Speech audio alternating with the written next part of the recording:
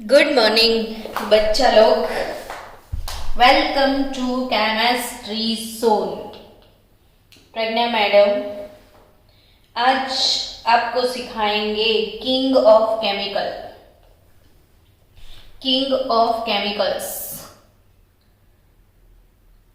और king of chemical भाई ये कौन है ना, सोचने लग गए ना कि ये किंग ऑफ केमिकल्स कौन है भाई। इसे और भी नाम से लोग बुलाते हैं और इसका दूसरा नाम है ऑयल ऑफ विट्रियोल।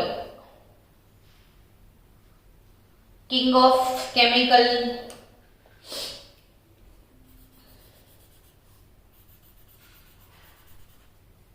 जितने भी केमिकल्स हैं इसका किंग। और ऑयल ऑफ विट्रियोल भी हम इसको बोलते हैं। और ये कौन सा एसिड, तो H2SO4 सल्फ्यूरिक एसिड। बच्चों कौन सा acid? Sulphuric acid. Sulphuric acid की तारीफ आज आपको बटोरनी है। इसे क्यों ऑयल ऑफ विट्रियोल, ये SO4 ऑयल ऑफ विट्रियोल, और SO4 से दो वेल नोन सॉल्ट CuSO4 और FeSO4। तो कॉपर सल्फेट ब्लू कलर का कंपाउंड है। Copper sulphate blue colour compound, इसलिए इसे हम बोलते हैं ब्लू विट्रियोल। और FeSO4 ग्रीन कलर का कंपाउंड है और इसे हम बोलते हैं ग्रीन विट्रियोल। तो sulphuric acid, oil of vitriol. जैसे बच्चों नाइट्रिक एसिड में मैंने सिखाया था कि नाइट्रिक एसिड ऐसा आप वर्ड बोलो ना तो फटाक से मन में याद आ जाए, ओसवाल्ड। क्या? ओसवाल्ड मेथड से इंडस्ट्री में बनता है। और ऐसे ही बच्चों आप बोलो ना सल्फ्यूरिक एसिड तो आपको उसकी प्रोसेस का नाम याद आ जाए, कांटेक्ट मेथड।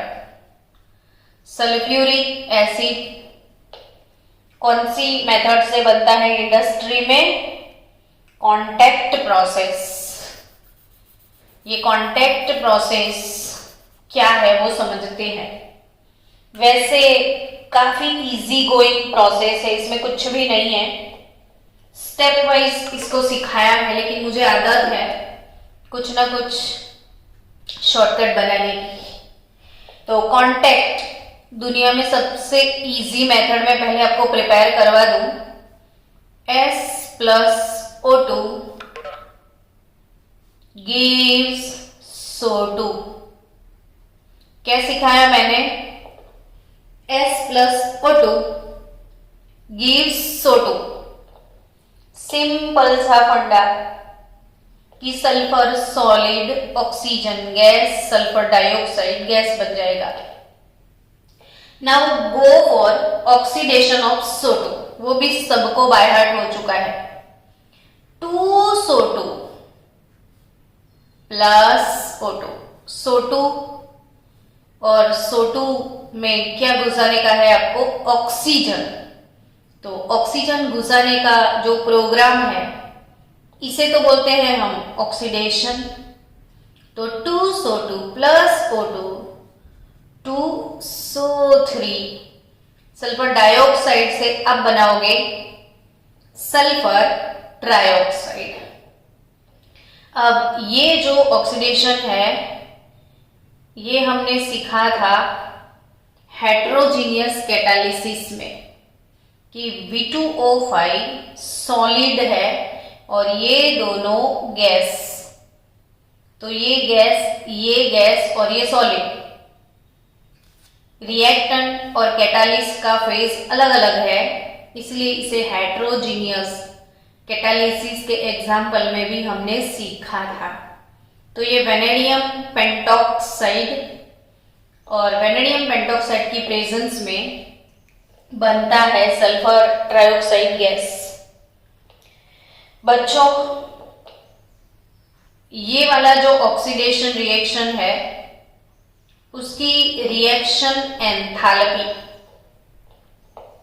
-196.6 किलो जूल पर मोल होती है। रिएक्शन एंथैल्पी होता क्या है? तो जब ये रिएक्शन होता है तब हीट रिलीज होता है, यानी ये वाला प्रोसेस अपना एक्सोथर्मिक प्रोसेस है। कैसा प्रोसेस है ये? Exothermic. During this reaction heat release होता है, इसलिए इसे एक्सोथर्मिक प्रोसेस बोलते हैं। और ये एक्सोथर्मिक प्रोसेस है जिसमें -196.6 किलो जूल पर मोल हीट रिलीज होता है। आपको इसमें एक दो बातें याद रखनी है, वो मैं सिखा दूं कि ये गैस, ये भी गैस, ये भी गैस। तो जो हमारी रिएक्टेंट साइड है, रिएक्टेंट साइड और प्रोडक्ट साइड,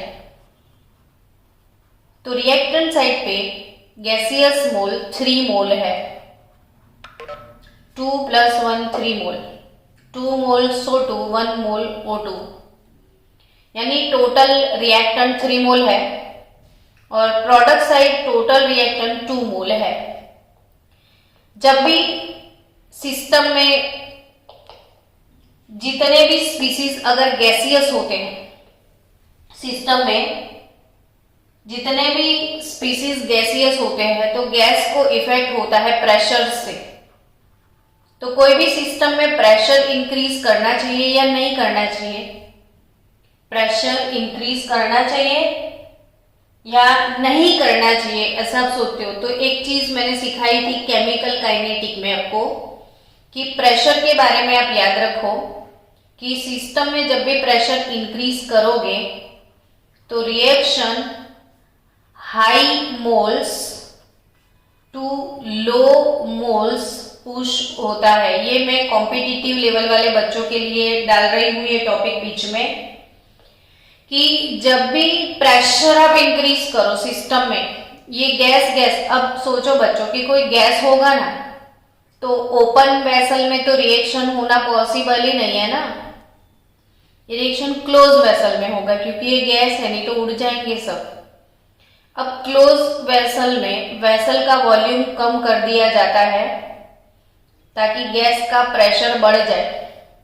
और ये वाले रिएक्शन ज्यादा प्रेशर पे इसलिए होता है कि अकॉर्डिंग टू ल शटेलियर प्रिंसिपल, ये साइंटिस्ट है ली शटेलियर, और कोई भी केमिकल रिएक्शन को स्पीड में कैसे किया जाए ताकि हमारा प्रोडक्शन लेवल इंक्रीज हो जाए, इसके लिए सारे जो रूल्स है वो ली शटेलियर प्रिंसिपल से हमें मिल जाते हैं।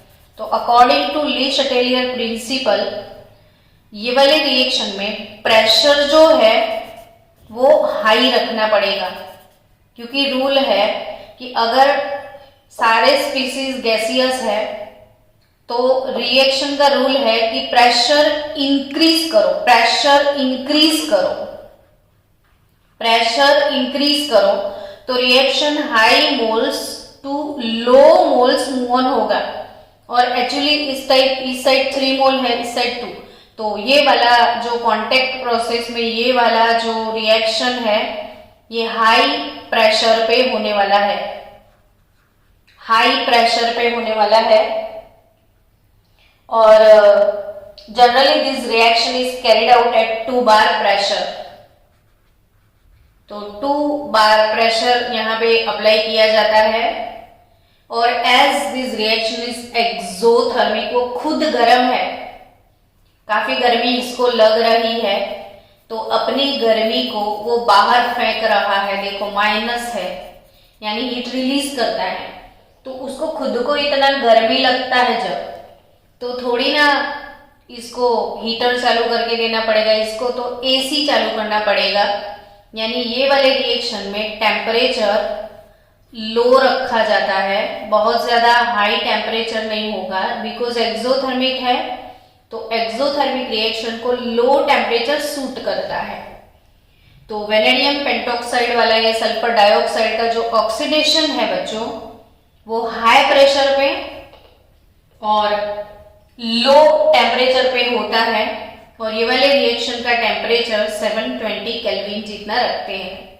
अब आप सोचो कि 0 क्यों नहीं कर दिया, तो 0 डिग्री सेल्सियस करोगे ना तो रिएक्शन ही नहीं होगा।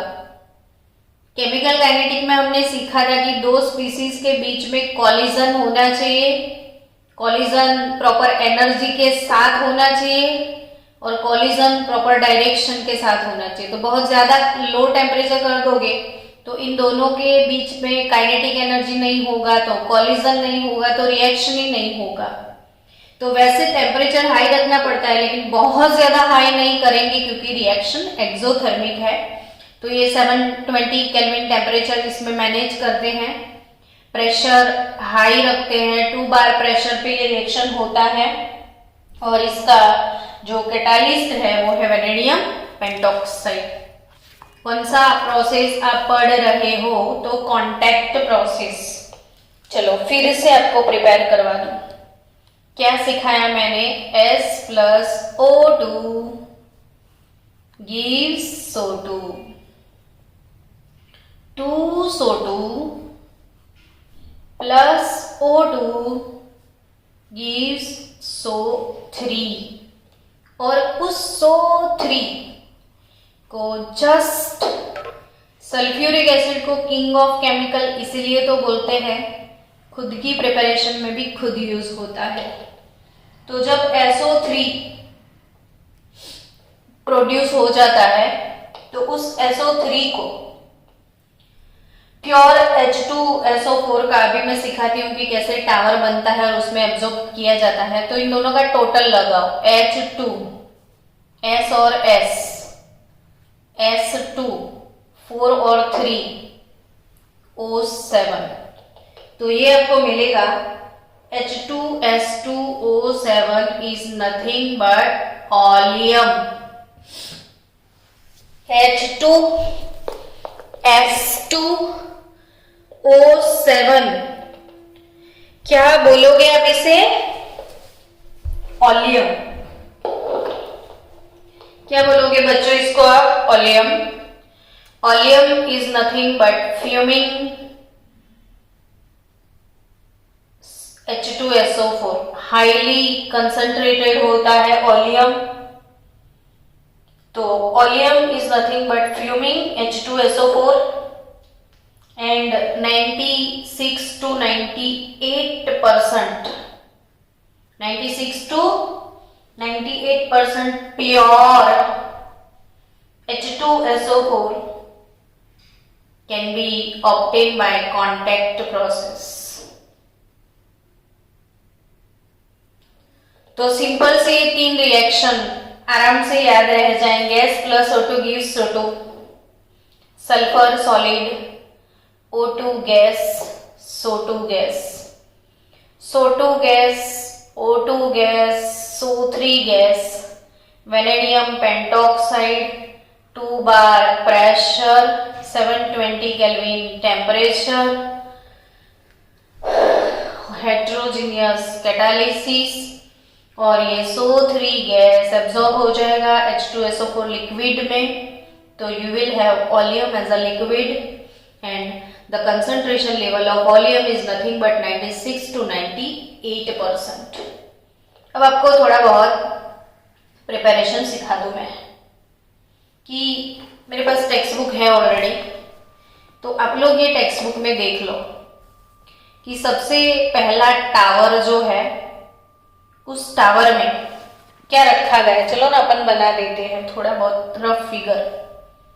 तो एक टावर है ऐसे, और वो टावर में क्लोज वेसल चाहिए ना हमें, सारे तो गैस है इसमें, इसलिए तो बच्चों उस टावर में ऐसे पार्ट बना के इसके ऊपर सल्फर को रखा गया है। क्या है, ये वाले टावर में सल्फर को रखा जाता है ऐसे, और सल्फर के टावर में एयर पास की जाती है यहां से। अब एयर पास करोगे तो फर्स्ट वाला equation S plus O2 gives SO2। अब इसमें से निकला SO2 गैस, तो ये SO2 अभी गंदा गोबरा होता है, बिना नहाए निकल जाता है। तो नहाए बिना SO2 निकला, ऑब्वियसली गंदा होगा, उसको कोरोना कहीं लग न जाए, इसलिए इसे भेजा जाता है शावर बाथ में कि जा भाई नहा ले। शावर बाथ में भेजने से पहले बच्चों यहाँ पे होता है डस्ट प्रेसिपिटेटर, कि इसके अंदर जो भी डस्ट आई तो ये डस्ट यहाँ पे सेटल हो जाती है। डस्ट सेटल करने के बाद इसको शावर बाथ लेने के लिए बाथरूम में भेजा जाता है। बाथरूम में पार्टी नहाने के लिए जाती है, वहां पे शावर लगा होता है, वाटर स्प्रे। क्या स्प्रे होता है इधर, वाटर स्प्रे। तो वाटर स्प्रे यहां से होता है कि भाई नहा ले बेटा नहा ले, वाटर गिर रहा है, SO2 नहा रहा है, एंजॉय कर रहा है, नहाते नहाते नहाते। फिर इसमें जो इम्प्योरिटी है वो नीचे निकल जाएगी ऐसे, और नहाया हुआ जो SO2 गैस है वही नहाते नहाते ऊपर चला जाएगा इधर से। इधर कुछ नहीं होगा, इधर से उसको फिर कहाँ लेके जाएंगे हम, तो ऐसे टावर में जहां उसको टॉवेल करके सुखाना पड़ेगा। अब टॉवेल लगाना पड़ेगा उसको, और टॉवेल लगाने के लिए खुद सल्फ्यूरिक एसिड खुद तो डिहाइड्रेटिंग एजेंट है, तो यहाँ से कंसंट्रेटेड H2SO4 उसकी खुद की प्रिपरेशन में 2 जगह वो खुद यूज होता है, और उसको यहाँ से सल्फ्यूरिक एसिड के स्प्रे से पास किया जाता है ताकि उसका वो नहा के आया है तो एकदम ड्राई सा हो जाए। और जब बेचारा ड्राई हो जाए तो ड्राई होने के बाद उसे भेज दिया जाता है इसके अंदर जो भी इम्प्योरिटीज है उसको हटाने के लिए। ड्राई होने के बाद इसको आर्सेनिक प्योरीफायर में भेजा जाता है कि भाई इसमें आर्सेनिक की इम्प्योरिटी है तो वो चलो निकाल दो। तो arsenic purifier containing gelatinous hydrated ferric oxide, containing gelatinous hydrated ferric oxide होता है। हाइड्रेटेड फेरिक ऑक्साइड यानी Fe2O3 इंटू XH2O होता है। तो फेरिक हाइड्रेटेड जिलेटिनस पेस्ट इधर डाल दी जाती है और इसमें से इसको पास किया जाता है ताकि आर्सेनिक की जो इम्प्योरिटी है वो खत्म हो जाए। फिर उसको उसके बाद गरम किया जाता है, प्री हीटर में डाल दिया जाता है। यह है प्री हीटर, क्या है प्री हीटर। तो प्री हीटर में डाल दो तो गरम गरम गरम गरम गरम हो जाए, और गरम होने के बाद इसको और एक टावर में ले जाया जाता है। वो टावर में होता है ऐसे, फिर से लड्डू रखे हैं वैसे ही, इधर चकली जैसा रखते हैं, ये है वेनेडियम पेंटॉक्साइड। वेनेडियम पेंटॉक्साइड में ये SO2 गैस है, अभी SO2 ही है, नहा रहा है, सूख रहा है, गर्म हो रहा है, और इसमें SO2 के साथ डालेंगे O2 तो अब बाहर निकलेगा SO3 गैस। और फिर यहाँ पे एक टावर में कंसंट्रेटेड H2SO4 होता है, ये लास्ट वाला इक्वेशन SO3। इसको यहाँ पे बहुत सारी क्वार्ट्ज यानी रेती, और रेती के अंदर, सैंड के अंदर सल्फ्यूरिक एसिड होता है, और इसमें SO3 गैस को एब्जॉर्ब कर लिया जाता है। और यहाँ से एक नल, मतलब जो भी कॉक लगा है, तो जब भी आपको चाहिए ऑलियम तो कॉक खोल के ऑलियम ले लेने का और पानी डाल देने का। तो ऑलियम लेके पानी डाल के उसको डाइल्यूट किया जाता है। जनरली कोई भी चीज को डाइल्यूट करे ना कोई, तो एसिड लो, पानी डालो, डाइल्यूट हो जाए। लेकिन दुनिया में ये एक अजीब सा एसिड है कि इसमें एसिड लो और पानी डालो, ऐसे वो डाइल्यूट नहीं होता है। पानी लो और उसमें एसिड डालो, क्योंकि सल्फ्यूरिक एसिड में पानी डालोगे तो इतना जबरदस्त एक्सोथर्मिक रिएक्शन होगा, बहुत ज्यादा हीट प्रोड्यूस होता है। इसको डाइल्यूट कैसे किया जाता है? पहले पानी लो, फिर आजू बाजू आइस क्यूब डाल दो, फिर धीरे धीरे ड्रॉप बाय ड्रॉप एसिड डाल के स्टर किया जाता है। नहीं तो जनरली डाइल्यूशन का फंडा क्या है कि आप बीकर में एसिड ले लो, पानी डाल दो, डाइल्यूट हो जाए, ऐसा नहीं। इसमें बीकर में पानी लो, ड्रॉप बाय ड्रॉप एसिड डालो, बहुत सारा हीट जनरेट होता है, तो आजू बाजू आइस रखा जाता है। चलो अब जाते हैं पहले फिजिकल प्रॉपर्टीज में। Physical properties of sulphuric acid, oil of vitriol, king of chemicals. तो physical property, it's colourless, dense oily liquid, तभी तो ऑयल ऑफ विट्रियोल बोलते हैं हम। तो ये ऑयली होता है, ठीक है। Second property, specific gravity. आप पूछोगे कि मैडम ये चीजें सारी हमको याद रखनी पड़ेगी, मैं क्या करूं? Specific gravity eight 298 kelvin temperature, it is 1.84। Specific gravity sulphuric acid का 184। Freezing boiling, freezing point 283 kelvin, boiling point 611 kelvin. Freezing point 283 kelvin, boiling point 611 kelvin. अब मैंने बोल दिया ना कि इसको डाइल्यूट कैसे किया जाता है। तो डाइल्यूट करने के लिए पहले बीकर लो, फिर इसमें पानी डालो, फिर पानी के आजू बाजू आइस क्यूब डाल दो, और फिर इसमें ड्रॉप बाय ड्रॉप एसिड डालो। So it evolves heat when dissolve in water, so it is necessary to take utmost care. चलो now go for chemical property, जिसका मुझे था इंतजार। ये घड़ी आ गई।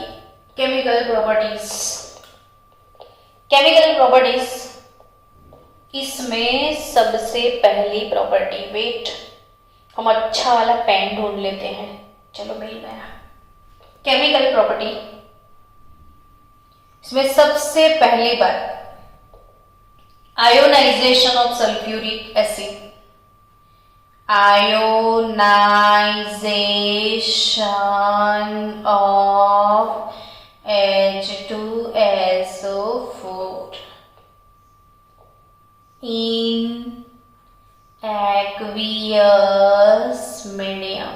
पानी में क्या होता है? पानी पानी हो जाता है बेचारा।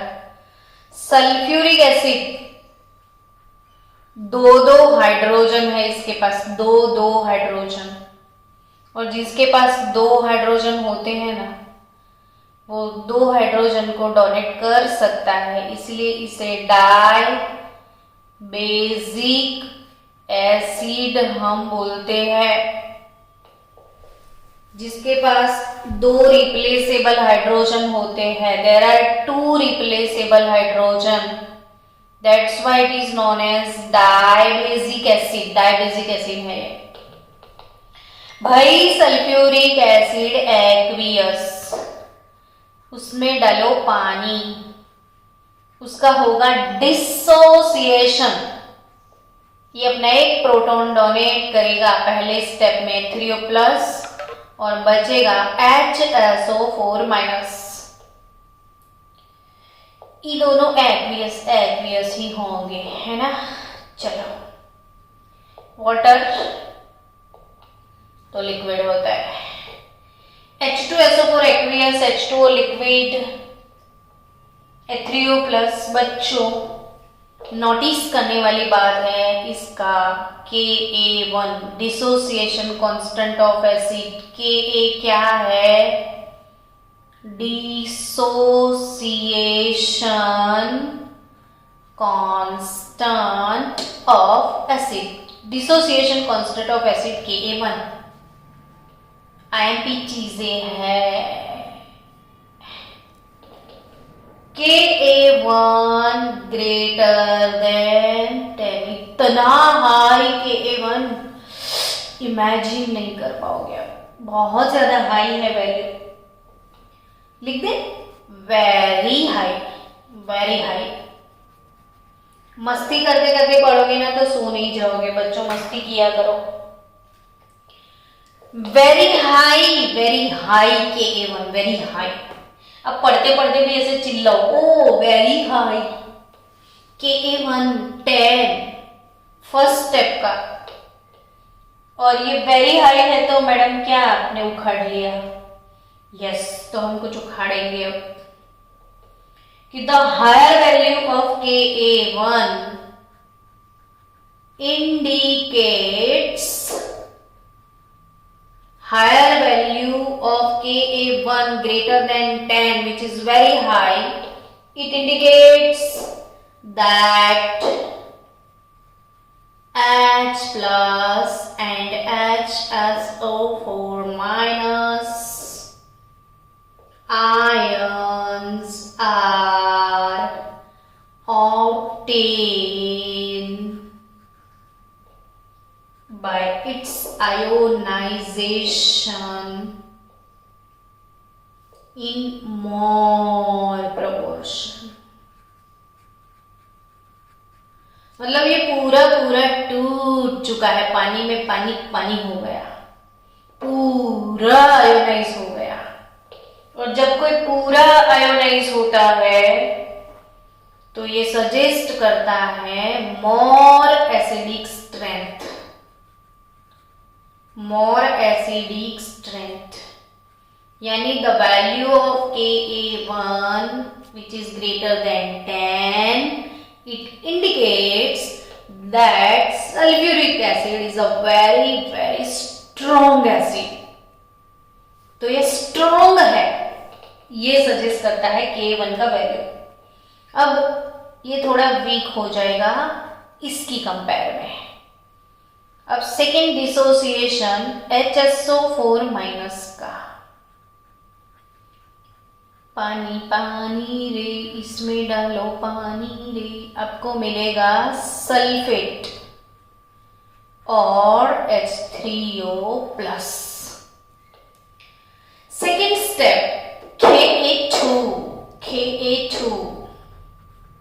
सेकेंड स्टेप में sulphuric acid is very strong acid, इतना स्ट्रॉन्ग ये नहीं है, तो इसका Ka थोड़ा डिक्रीज हो जाएगा 1.2 into 10⁻⁻²। तो सेकेंड स्टेप का डिसोसिएशन कांस्टेंट क्या है? 1.2 into 10⁻²। बच्चों हमारे बोर्ड के अंदर ये टॉपिक अभी इंक्लूड किया गया है कोरोना काल में। इसके लिए मैंने वो सॉन्ग गाया जिसका मुझे था इंतजार। ये घड़ी आ गई और ये घड़ी काफी इंपॉर्टेंट है। तो सबसे पहला chemical property, don't go for रट्टाफिकेशन। कुछ समझ में आए तो मजा है, कितना रट्टा मारोगे। तो अल्टीमेटली मैं फिर से समझा दूं कि सल्फ्यूरिक एसिड, उसका डिसोसिएशन 2 स्टेप में होता है। First step H3O plus HSO4 minus, second step HSO4 minus plus H2O gives H3O plus SO4 minus 2, Ka1, Ka2, Ka1 greater than 10, Ka2 1.2 into 10 raised to minus 2. High value of Ka1, it indicates that sulfuric acid is a strong acid. चलो इस property को छोड़ देते हैं, अब second property पे focus करते हैं। चलो अभी सीखा बच्चों कि H2SO4 ये डाई बेसिक एसिड है। डाईबेसिक यानी इसका जो बेसिसिटी है वो 2 है ना, यानी ये 2 प्रोटॉन रिलीज करता है। तो पहला प्रोटॉन रिलीज करके वो बाय सल्फेट बनाएगा, दूसरा प्रोटॉन रिलीज करके वो सल्फेट बनाता है। तो सल्फ्यूरिक एसिड, इसे आप एसिड सल्फेट भी बोल सकते हैं, एसिड सल्फेट, जिसमें अभी भी H प्रेजेंट है वो एसिडिक होता है, ये एसिडिक है HSO4, तो एसिड सल्फेट। तो sulphuric acid forms 2 type of salt, which is common sulfate,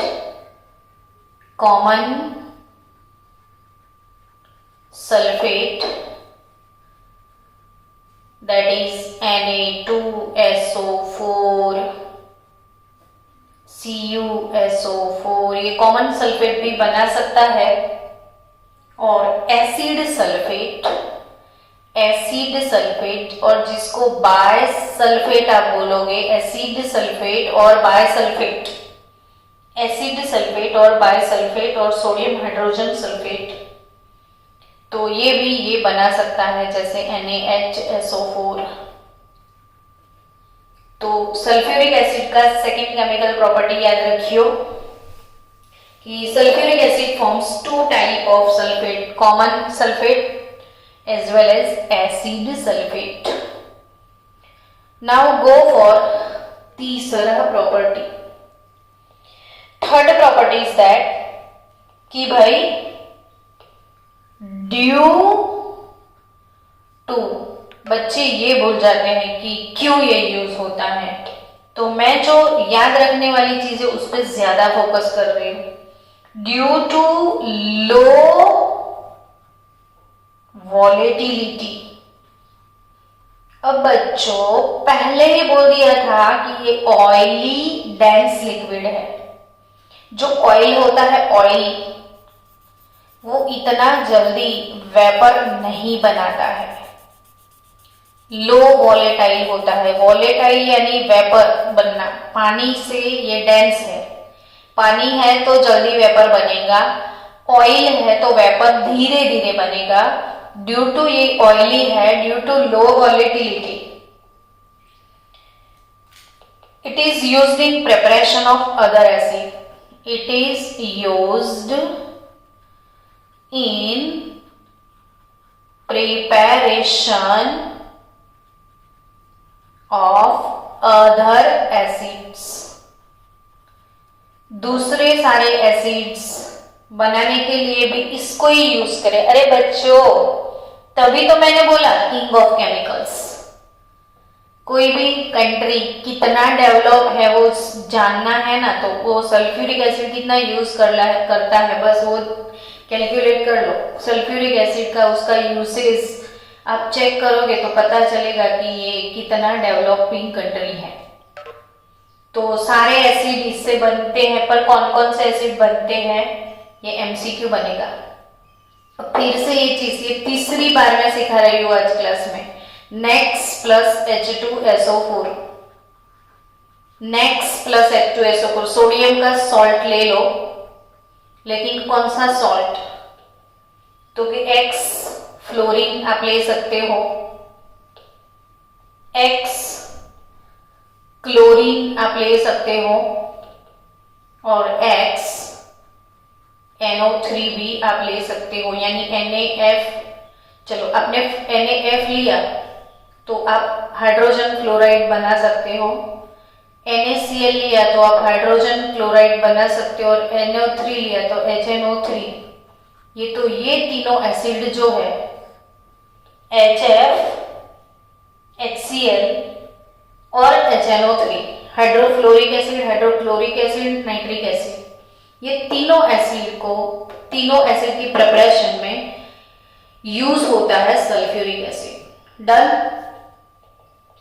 next property, sulphuric acid, मैं खून का प्यासा हूं नहीं, मैं पानी का प्यासा हूं। अभी अभी आपने देखा कि वो सल्फर डाइऑक्साइड को नहाने के लिए भेजा था और वो गीला गीला गीला गीला हो गया, तो उसे सूखा सूखा सूखा बनाने के लिए सल्फ्यूरिक एसिड के टावर में भेजा गया था। यानी सल्फ्यूरिक एसिड सबको सुखा देता है।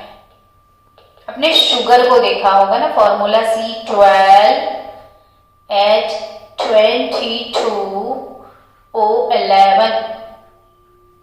इसका ऑपरेशन थिएटर में ऑपरेशन किया जाए तो ध्यान से देखोगे, C12 पिछू से कॉमन निकाल दो 11, तो आपको पता चलेगा कि ये कार्बोहाइड्रेट है। कार्बोहाइड्रेट किसको बोलते हैं, तो जिसका फॉर्मूला CxH2OY होता है ना, ये कार्बोहाइड्रेट। ये अपने घर में हम यूज करते हैं चीनी कम, चीनी, शुगर, सुक्रोज। अब शुगर का एक एक्सपेरिमेंट आपको नेट में मिलेगा, अवेलेबल है यूट्यूब पे। आप शुगर ले लो, बीकर हाफ जितना ले लो शुगर, और शुगर पे बच्चों क्या डालोगे, सल्फ्यूरिक एसिड। शुगर पे क्या डालोगे, सल्फ्यूरिक एसिड। बेचारी शुगर जल जाएगी, जल के सुसाइड कर लेगी।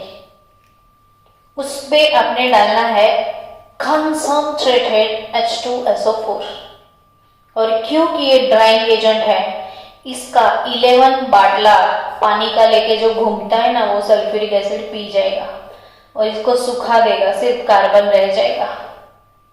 और इसीलिए कार्बन तो वो पोरस होता है, ब्लैक होता है। तो अपने दिवाली में है ना, दिवाली में हम लोग एक सांप की गोली आती है, और वो छोटी सी सांप की गोली को अब जलाओ ना तो एक बड़ा सा अंदर से ब्लैक स्नेक निकलता है। वैसा ही इसमें से बड़ा सा, इतना बड़ा सा स्नेक निकलेगा। इतनी शुगर लोगे ना, इतना बड़ा स्नेक निकलेगा। और इसका जो पानी है ना, वो सारा सोख जाएगा, कौन, सल्फ्यूरिक एसिड। तो इसकी प्रॉपर्टी है। और बच्चों, जिससे चेरिंग बोलते हैं, चेरिंग, ये कौन सा रिएक्शन है, चेरिंग प्रॉपर्टी। तो चेरिंग रिएक्शन ऐसा आप लिखोगे ना तो यूट्यूब पे वीडियो मिलेगा, और जिसको ये वीडियो मिल जाए ना वो लिंक भेजना, हम सारे बच्चों को वीडियो दिखा देंगे। तो सल्फ्यूरिक एसिड का इसमें प्रॉपर्टी कौन सा आया, तो इट्स स्ट्रॉन्ग डिहाइड्रेटिंग सब्सटेंस। ये इसकी केमिकल प्रॉपर्टी कौन सी शो करता है? तो it's a strong dehydrating substance, dehydrate करता है सबको। तो स्ट्रॉन्ग डिहाइड्रेटिंग सब्सटेंस है सल्फ्यूरिक एसिड। और शुगर का तो पिक्चर ही खत्म। 12 mole of carbon 11 mole of H2O separate हो जाता है। और इस रिएक्शन को हमें बोलना है charring. Next, hot and concentrated. Hot and concentrated sulphuric acid act as, नींद में भी कोई बता सकता है, H2SO4 में जो सल्फर है उसका ऑक्सीडेशन स्टेट +6 है। सल्फर अपने मैक्सिमम ऑक्सीडेशन स्टेट में है। बच्चों याद है कि भूल गए कि सल्फर का ग्रुप नंबर है 16। सल्फर 16 ग्रुप का मेंबर है। उसके लास्ट ऑर्बिट में 6 इलेक्ट्रॉन है। उसका मैक्सिमम ऑक्सीडेशन 6 से ज्यादा कभी भी नहीं इंक्रीज होगा। यानी सल्फर का ऑक्सीडेशन स्टेट 6 पे फिक्स, वो इंक्रीज नहीं होगा, डिक्रीज हो सकता है। यानी अगर वो डिक्रीज होता है तो इसका खुद का रिडक्शन होता है, और जिसका खुद का रिडक्शन होता है वो स्ट्रॉन्ग ऑक्सीडाइजिंग एजेंट होता है। तो sulphuric acid act as a strong oxidising agent. तो इसमें आपको याद रखना है कि अगर ये स्ट्रॉन्ग ऑक्सीडाइजिंग एजेंट है, मान लिया मैडम आपने बोल दिया, तो सल्फर का क्या होगा? तो रिडक्शन होगा। तो H2SO4 का रिडक्शन अगर होता है तो वो किस चीज में कन्वर्ट होता है? तो SO2 में। ये आपको याद रखना है कि sulphuric acid act as a strong oxidising agent, और उसका खुद का रिडक्शन सल्फर डाइऑक्साइड गैस में होगा, जिसमें सल्फर का ऑक्सीडेशन स्टेट +4 है, यहाँ पे SO4 में +6 है।